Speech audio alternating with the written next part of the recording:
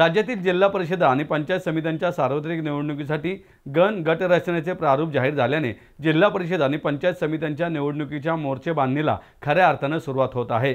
या पार्श्वभूमीवर आज पुणे जिल्ह्यातील सर्व जिल्हा परिषद व पंचायत समितीच्या पालिकांच्या निवडणुका स्वतंत्रपणे लढणार असल्याची घोषणा आम आदमी पार्टीचे राज्य प्रवक्ते मुकुंद किर्दत यांनी पत्रकार परिषदेत केली आहे।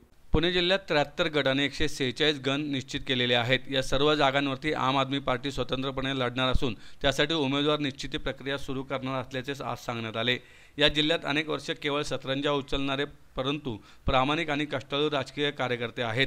नवीन पर्याय देत असताना केवळ प्रस्थापित घराणेशाहीमुळे अनेक वर्षे कुठलीही निवडणूक लढवू न शकणाऱ्या अनेक प्रामाणिक सामाजिक कार्यकर्त्यांना ही संधी असेल। सहकारी संस्थांच्या आर्थिक नाड्या हातात ठेवून राजकारण करणाऱ्या केवळ सत्तेसाठी पक्ष बदलत राहणाऱ्या प्रस्थापित नेत्यांना आम आदमी पार्टीच्या पुणे जिल्ह्यातील प्रवेशामुळे धक्का बसू शकतो।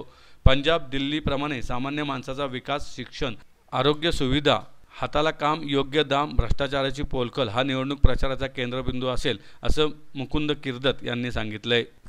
यावेळी आपचे प्रवक्ते मुकुंद किर्दत यांच्याबरोबर पुणे ग्रामीण जिल्हाध्यक्ष दत्तात्रय कड, वैभव टेमकर तसेच शिवाजी कोलते, सुनील सौदी, सुभाष कारंडे आदी उपस्थित होते। आज आम आदमी पार्टी अत्यंत महत्त्वाची अशी घोषणा करते आहे।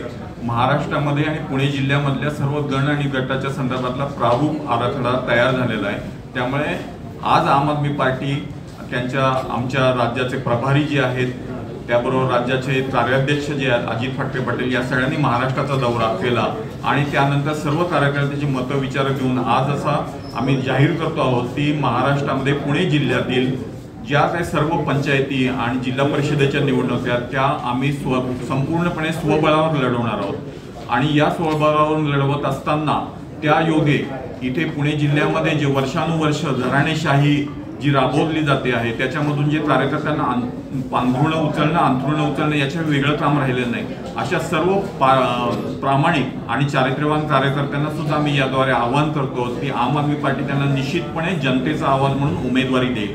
त्याचबरोबर महाराष्ट्रामध्ये एका अर्थाने ग्रामीण भागामध्ये आम्हाला असं लक्षात आलेलं आहे की पक्षांपेक्षा जे नेते आहेत ते सत्तेच्या मागे लागलेले आहेत। त्यामुळे आज कोण कुठल्या पक्षात आहे हे महाराष्ट्रामध्ये किंवा पुणे जिल्ह्यामध्ये पर्टिक्युलरली कुणालाच कळत नाही।